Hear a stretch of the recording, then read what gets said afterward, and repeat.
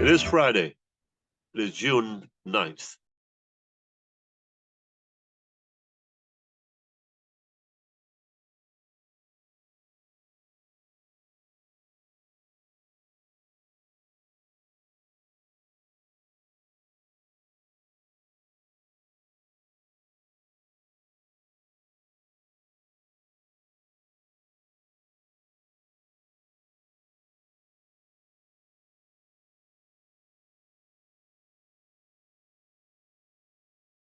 Welcome to the National Outlook. Okay, government defenders, government protectors, government loyalists. I think they have every right to be so, whoever they are, men, women, partisans, tribalists, supremacists. I think they have every right to be who they are. But I think there's a bigger obligation on them. I think there's a bigger right that rests on their heads, and to which they haven't responded well. It is the right and the obligation to speak the truth, and they haven't. To take a stand for what is honest, and they haven't. Lots of people write letters on, oh, the government has done this, and the government has done that. Good things, because we care money, presidential outreach, and so on and so forth.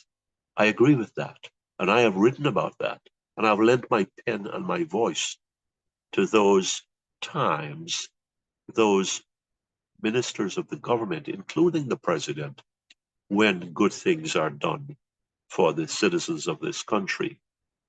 On the other hand, the same government defenders and protectors and loyalists, when things don't add up, when things are not on the up and up, when things are kept secret, when things are concealed from us, they have nothing to say. When corruption and wrongdoing plagues us, are diseases for us, we never hear a peep or a word out of them. That is not acceptable. That can never be about democratic ideals. That can never be about people who are of principle. I'll tell you a little something, and I'm going to write about this.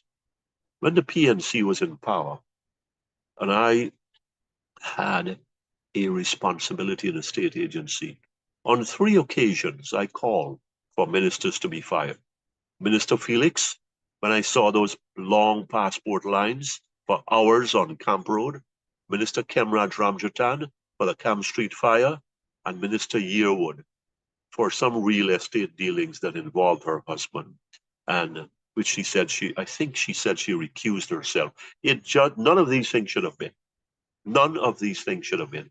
In other words, what I'm saying is that despite the fact that I had backed the PNC in the last 2 elections, I had the courage and I had the strength and the fearlessness to say, those things are wrong and these people need to go. Why can't PPP supporters and defenders do the same when we have so much mismanagement with oil, when we have so much deception and deviousness at leadership levels with oil and other natural resources, when we have so much misleading, when we have so much governance that is unclean? That's food for thought. It's the reality of our conditions, my fellow Guyanese. It is what should not be. It would be very, very good. They're not going to lose anything. What do they fear? They're going to lose a job? They're going to lose their place? They're going to lose recognition? But who cares about that?